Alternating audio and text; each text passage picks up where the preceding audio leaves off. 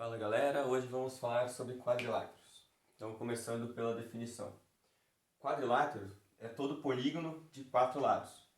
Existem diversos tipos de quadriláteros, mas existem alguns em especial chamados notáveis, que são aqueles que só de bater o olho conseguimos identificar. São eles o paralelogramo, o losango, o retângulo, o quadrado e o trapézio. Então vamos falar de as características de cada um e a definição deles. Começando pelo paralelogramo.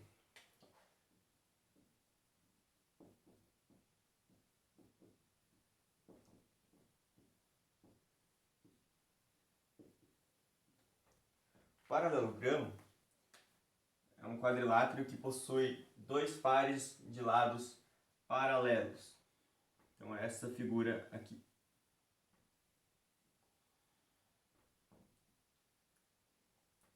Perceba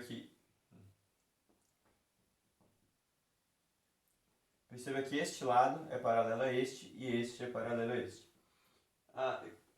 As propriedades dos paralelogramos são 5. A primeira delas é que os lados opostos são congruentes, ou seja, os lados opostos têm a mesma medida. Então podemos dizer que este lado tem a mesma medida deste e este lado tem a mesma medida deste. Então, lados opostos de mesma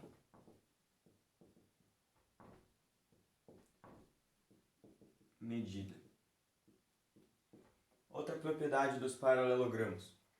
Segunda propriedade. Ângulos opostos têm a mesma medida. Então podemos dizer que este ângulo é a mesma medida deste e este ângulo tem a mesma medida deste. Terceira propriedade dos paralelogramos.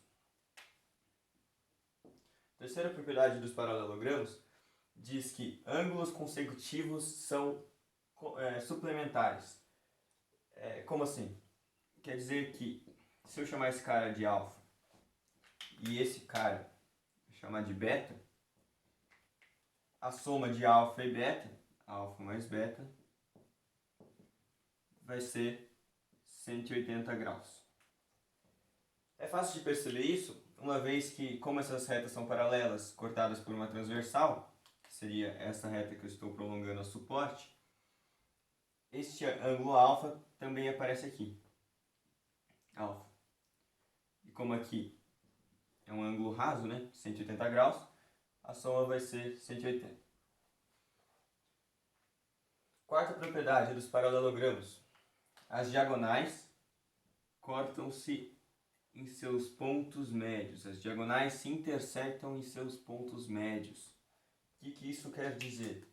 Quer dizer que quando eu traço as diagonais de um paralelogramo, elas se cortam nos seus meios, nos seus pontos médios. Então, esse lado aqui vai ter a mesma medida desse. Essa parte da diagonal vai ser igual aqui. E esta medida da diagonal vai ser igual a essa parte da medida da diagonal. Essa foi a quarta propriedade. Quinta e última propriedade dos paralelogramos tem a ver com áreas. O que diz essa quinta propriedade? Diz que as áreas formadas ao traçarmos as diagonais do paralelogramo são equivalentes. Então, áreas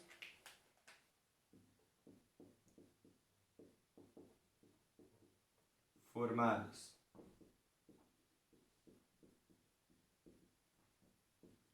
ao traçarmos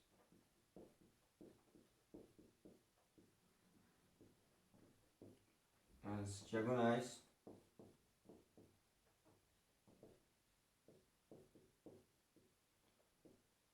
são equivalentes.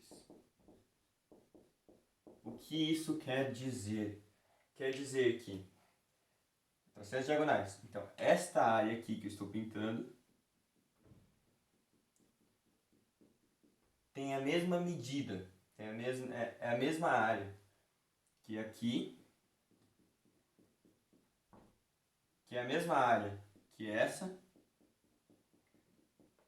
que é a mesma área que essa. Então pensa, se eu pegar um paralelogramo, desenhar um paralelogramo numa mesa de uma madeira, traçar as diagonais colocando duas madeiras assim.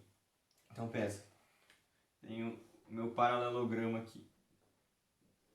Pensa nisso tridimensional. Se eu erguer uma madeira traçando aqui e outra aqui, se eu colocar a quantidade de água, por exemplo, se eu encher essa parte de água, vai ser a mesma quantidade que eu vou precisar para encher essa parte de água, essa parte de água e essa parte de água. Aí tem a ver com volume, mas a ideia é essa. Já que tem a mesma área, se eu erguer a mesma altura, o volume vai ser o mesmo. Então essa foi a quinta e última propriedade dos paralelogramos. Toda vez que a gente fala equivalente, figuras equivalentes em geometria, diz respeito às áreas, que as áreas são iguais. Então se eu tiver um círculo e um quadrado e falar que as áreas são equivalentes, que as figuras são equivalentes, as áreas são iguais. Próximo quadrilátero notável será agora o losango. As definições dos próximos quadriláteros notáveis que eu vou apresentar aqui são muito parecidas e são interessantes, são bem interessantes. Então o próximo quadrilátero notável vai ser o losango. A definição de losango. Se o paralelogramo era um quadrilátero de lados opostos paralelos, o losango vai ser um paralelogramo.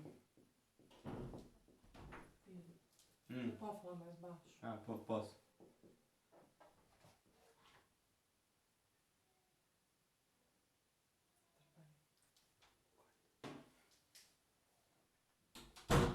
Paralelogramo equilátero.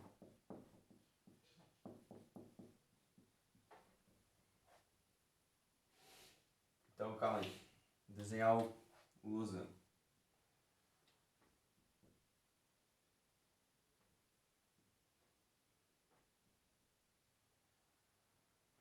Este é o losango. A definição diz que ele é um paralelogramo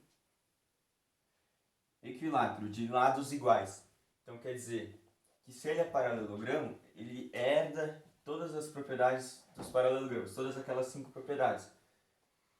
Então ele vai ter os lados opostos paralelos, os ângulos opostos iguais, os ângulos, este ângulo e este ângulo somando 180, as áreas, se eu traçar as diagonais, vai ser iguais, equivalentes. E por ser equilátero, todos os lados têm a mesma medida. Em particular, o losango tem somente 2 propriedades que não se encontram em qualquer paralelogramo, só nos losangos. A primeira propriedade diz que as diagonais são perpendiculares, ou seja, formam ângulos retos quando cruzados, né? Quando intersectados. Se traçarmos as diagonais, vai formar ângulos retos. E a segunda propriedade diz que as diagonais, também de respeito às diagonais, são bissetrizes. Então, se eu tenho esse ângulo alfa aqui, esse ângulo aqui alfa, aqui também vai ser alfa. E aqui pela propriedade de paralelogramo. Se eu tiver beta aqui, aqui também será beta. Mas como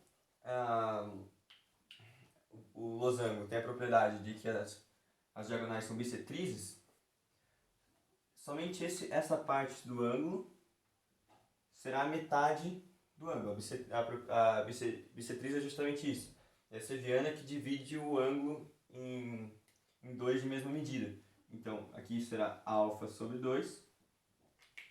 E do outro lado também vai ter alfa sobre 2. O mesmo ocorre para o outro lado e para o beta. Em que aqui seria beta sobre 2 e aqui beta sobre 2. Então essas são as duas propriedades específicas dos losangos. O próximo quadrilátero notável vai ser o retângulo, que tem a definição muito semelhante à do losango. O retângulo.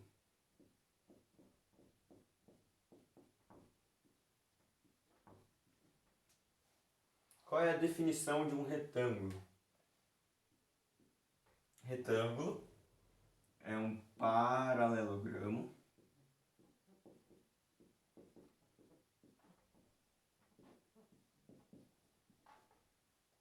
e se o losango era equilátero, o retângulo agora vai ser equiângulo.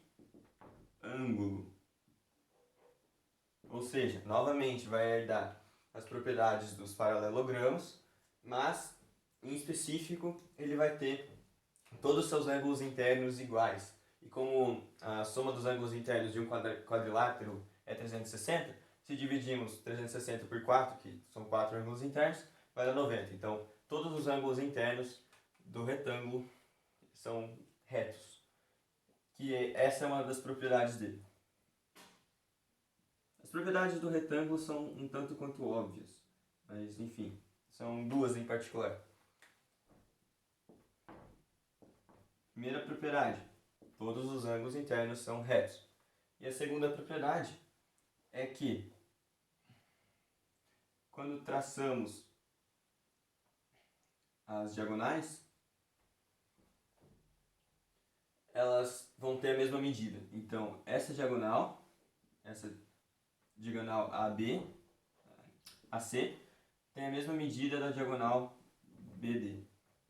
Então, AC é igual a BD. As diagonais têm a mesma medida. Bem rápido. Já foi o retângulo, agora o quadrado. Próximo quadrilátero notável. Temos quadrado.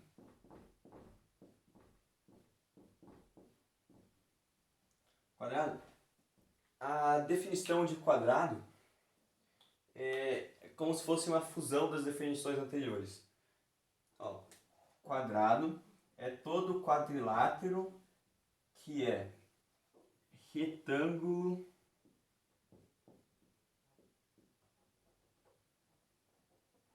losango. Então pensa, se é retângulo e se é losango, é um paralelogramo. Se é um paralelogramo, tem todas as propriedades, todas as 5 propriedades dos paralelogramos. Se é retângulo, tem todas as propriedades dos retângulos, aquelas duas. E se é losango, tem todas as propriedades dos losangos. Ou seja, se é retângulo, tem os ângulos internos retos, diagonais de mesma medida. E se é losango, tem os lados iguais, todos os lados iguais. As diagonais são perpendiculares entre si. E as diagonais são bissetrizes dos ângulos. Então, o quadrado. O quadrado tem todas as propriedades anteriores.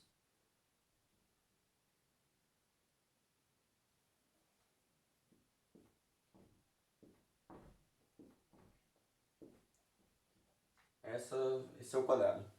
Perceba que este lado é paralelo a este lado é paralelo a este, essa medida é igual a essa, que é igual a essa, que é igual a essa.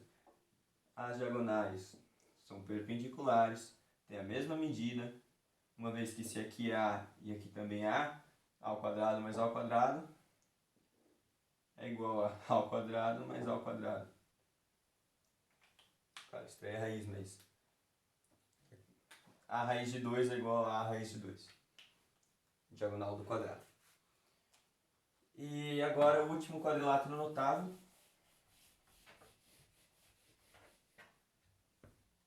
que é o trapézio.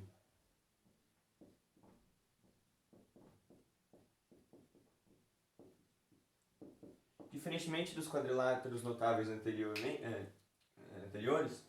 o trapézio é o único dos notáveis que não é um paralelogramo. Então ele não vai herdar todas aquelas características. O trapézio é todo quadrilátero que só tem um par de retas paralelas, de lados paralelos. Então eu tenho, por exemplo, este trapézio. Este lado é paralelo a este. Mas esse lado não é paralelo a este. Então esse é o trapézio, ficou meio feio.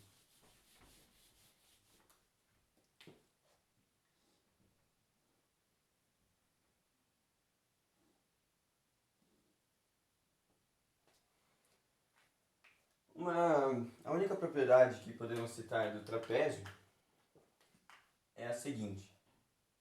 O ângulo formado por um dos lados que não tem par paralelo e o outro que tem lado paralelo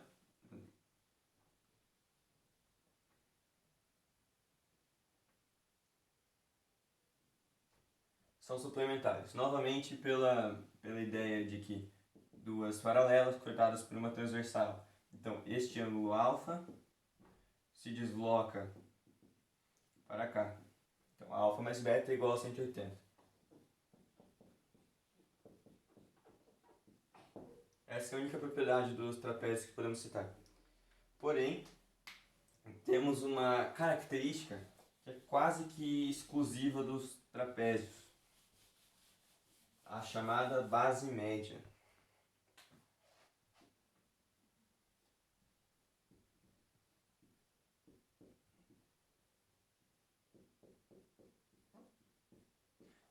Sim, os triângulos também têm base média, mas é mais comum aparecer para os trapézios. Tudo que é média em matemática costuma aparecer com traço em cima. Então, base média com traço em cima. Representação. E o que vem a ser a tal base média? Se pegarmos um trapézio, exemplo deste daqui,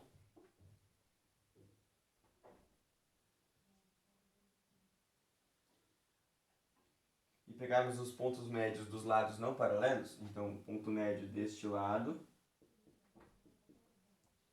e o ponto médio deste lado, e unirmos esses pontos formando este segmento, esse segmento vermelho aqui é a chamada base média, que é paralela às bases. E como que se calcula a base média? A base média é calculada por a média aritmética das bases. E uma coisa interessante é que, como a área de um trapézio é dada por base maior mais base menor sobre 2, tudo isso multiplicado pela altura, podemos dizer que a área de um trapézio é igual a base média multiplicada pela altura. Coisa interessante. E como que se demonstra a base média? É bem simples, na realidade. A gente tem que chegar na média aritmética das bases. Se traçarmos uma paralela a um dos lados, vou pegar esse como exemplo, uma paralela, aqui vai valer a base menor e esse trecho também vai valer a base menor. Se tudo isso daqui vale B, Bzão, esse trecho, se aqui mede B, aqui mede Bzinho, então esse trecho vai medir Bzão menos Bzinho. E no triângulo, a base média do triângulo, se aqui é mediana, né? Desculpa. Se aqui é ponto médio, esse pequeno segmento vai valer Bzão menos Bzinho sobre 2. Então, é fácil de achar, né? Se daqui é Bzinho e aqui é Bzão menos Bzinho, a base média vai ser a soma desses valores. Então, a base média vai ser Bzão menos Bzinho sobre 2 mais Bzão. Se eu multiplicar em cima e embaixo, né? Aqui é 1, né? Por 2, eu posso somar com o mesmo denominador. Eu vou obter que Bzão mais Bzinho sobre 2. Então, essa é a base média. E, por último, a mediana de Euler.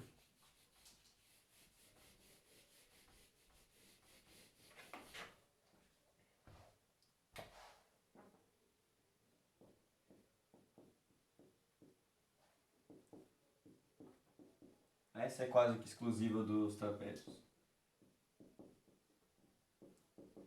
Mas não é somente dos trapézios, é quase que exclusiva. Os outros quadriláteros também podem ter essa propriedade. Desenhando um trapézio.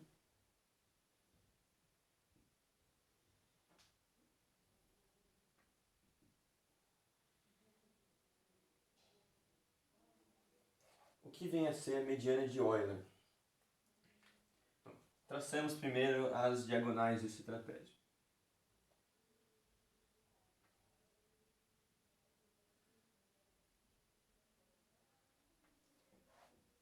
Tá.